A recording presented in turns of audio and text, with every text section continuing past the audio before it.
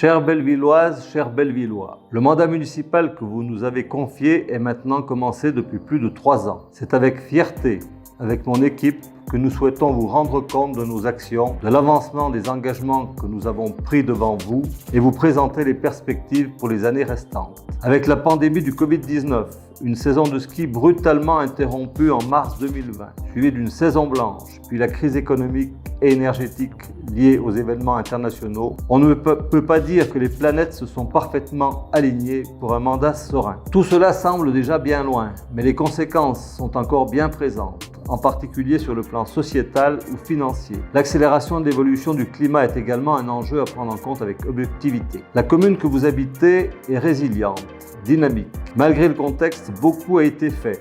En construction bien sûr, mais aussi dans de nombreux autres domaines. Vous verrez que beaucoup d'actions sont engagées et que nous travaillons d'ores et déjà pour le moyen et le long terme. Il faut souvent des années pour que les projets prennent forme et se réalisent. Depuis 2020, notre cap est clair. Malgré la réduction de nos marges de manœuvre financières ou parfois des ressources humaines insuffisantes, nous agissons afin d'améliorer la qualité de vie de tous en construisant une commune accueillante, dynamique, avec des services publics préservés et souvent améliorés, en assurant le développement de la commune et en travaillant constamment sur l'attractivité économique de notre territoire. Dans ce monde en pleine mutation, qui demande agilité et adaptation, nos objectifs sont constants. Garder ou préserver, valoriser et embellir nos stations, nos villages, notre patrimoine, notre environnement, au service de notre qualité de vie, pour l'avenir de nos enfants, où chaque résident peut s'épanouir. Certaines constructions dites touristiques vont encore voir le jour pour l'adaptation indispensable de notre outil économique, comme le plateau du Cairn ou le parking des moniteurs en menuire. Nous sommes parfaitement conscients qu'avec la spéculation immobilière, les nouvelles lois comme le zéro artificialisation net ou encore la loi d'accélération des énergies renouvelables, l'accès au logement est de plus en plus difficile. Nous en ferons la priorité de la suite de notre mandat pour les habitants, qu'ils soient permanents ou saisonniers. Soyons confiants pour l'avenir, mais nous devons collectivement le préparer pendant que la manne de l'hiver le permet.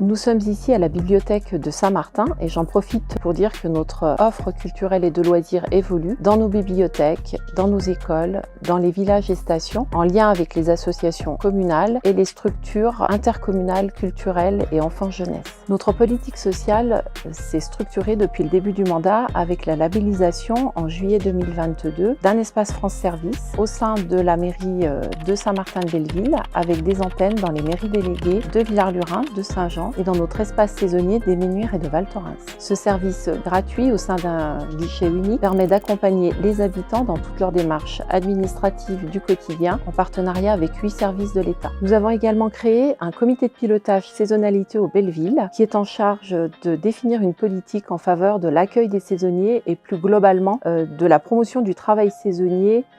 Au cours de ce mandat, nous sommes attachés à soutenir nos sportifs comme auparavant, mais en renforçant tout le système de primes aux athlètes. Nous avons donc bien sûr les primes d'appartenance aux différents niveaux fédéraux pour soutenir notre élite, mais en même temps, nous tenons à soutenir même nos jeunes pousses avec ce qui concerne les primes aux résultats. Nous tenons aussi à soutenir les sportifs qui viennent d'autres spécialités que les sports d'hiver. Nous soutenons aussi des trailers, des gens qui viennent de l'escalade.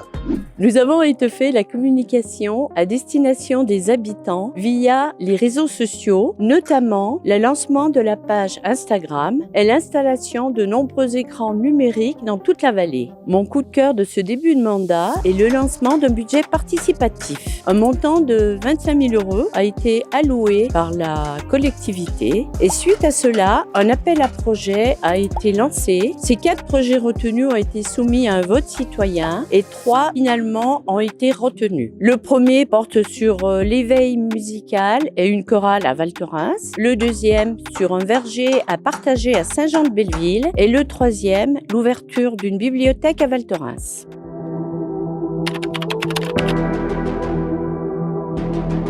En cette moitié de mandat, nous avons réussi à renforcer les services à la population, à développer l'action sociale, à offrir un service de soins unique en montagne, à soutenir nos sportifs, nos associations, notre jeunesse, nos agriculteurs. Nous avons continué à investir tout en accompagnant la transition écologique. Nous devons être fiers de toutes ces avancées, présentées en détail par mes collègues, qui ont pu être accompagnées par une gestion saine de nos finances. Pour continuer à bien vivre dans les belles villes, il nous faut suivre cette voie et conserver notre capacité d'investissement tout en maîtrisant nos dépenses de fonctionnement. Il ne faut jamais oublier qu'une grande partie de nos ressources est directement ou indirectement liée aux retombées économiques du tourisme.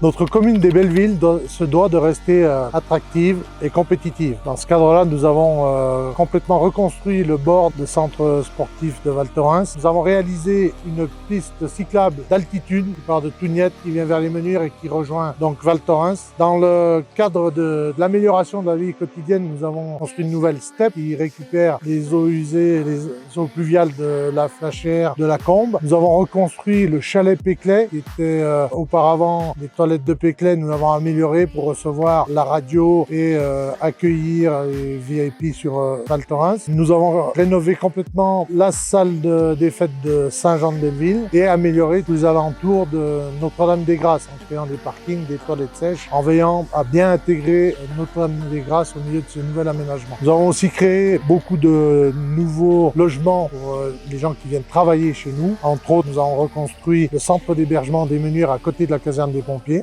Mon coup de cœur, c'est l'aménagement de l'espace nordique en général et en particulier au plan de l'eau des Bruyères avec la séparation des flux skieurs-piétons. Sur l'été, je suis très contente du travail initié sur la refonte totale du balisage selon les normes départementales. Le plan de jalonnement est validé, les départs de randonnée sont fixés avec à Saint-Martin déjà le panneau de sentier de randonnée en place.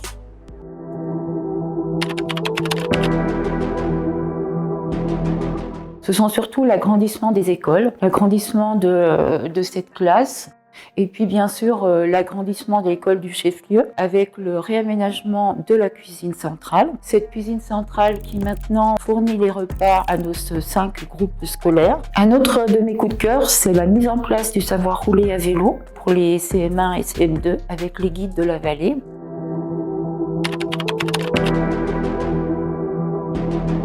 Pendant ce premier mandat, on a beaucoup travaillé sur le Faucon Vert. Le Faucon Vert, c'est un label qu'on a obtenu en 2022 qui consiste à faire un point sur au niveau environnement, toute action dans la vallée, où c'est qu'on en est, où on va aller. Donc on a fait des groupes de travail avec les sociopros, les remontées mécaniques, les pistes, les futuristes, etc., tous les services de la mairie. Et le but, c'est de regarder quelles actions on peut mettre en place. Nos communes soient prêtes en 2030 pour répondre à tous les enjeux environnementaux. On a aussi travaillé en contrepartie aussi sur une microcentrale, donc qui est située sur le lieu de Boismain, qui a une production à peu près de 4500 habitants à l'année. Ce que je retiens de ce début de mandat, c'est la création de l'association foncière pastorale de la Gite. Cette création va permettre à une assemblée de propriétaires de gérer les parcelles concernées d'une façon cohérente. Autre sujet qui me tient à cœur, c'est la gestion des forêts communales. La forêt est fragilisée de par la sécheresse et les attaques d'insectes. Donc il nous faut replanter. Et donc cette année, nous avons la chance d'avoir l'aide de la Compagnie des Alpes dans le cadre de leur label bas carbone. Et nous pouvons nous réjouir de leur choix local et durable. C'est ainsi que leur partenariat avec la commune et l'ONF va permettre de financer à 80% le coût des plantations.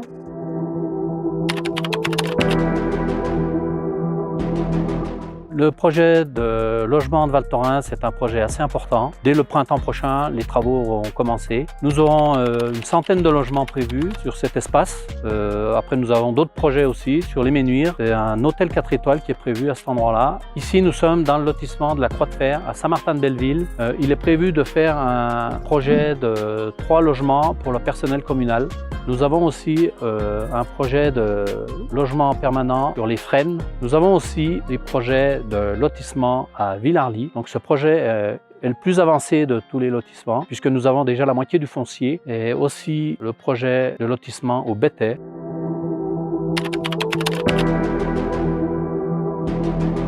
La sécurité de nos concitoyens, de nos habitants permanents et des clients qui viennent nous visiter dans la vallée sont un élément majeur pour nous. C'est pourquoi nous avons développé le CSU, le Centre de surveillance urbain, et nous avons déployé des caméras sur toutes les stations afin de pouvoir apporter le maximum de protection et de surveillance de la voie publique pour la tranquillité et la sécurité de tous. La construction de la nouvelle gendarmerie est un élément fort pour préserver sur le territoire les services de l'État, pour assurer la sécurité également de tout le monde. Nous avons également rénové et réhabilité la caserne des pompiers. Nous avons également décidé de déplacer la police municipale dans la gare routière des Monuires, garder ce service à proximité et au centre de la station.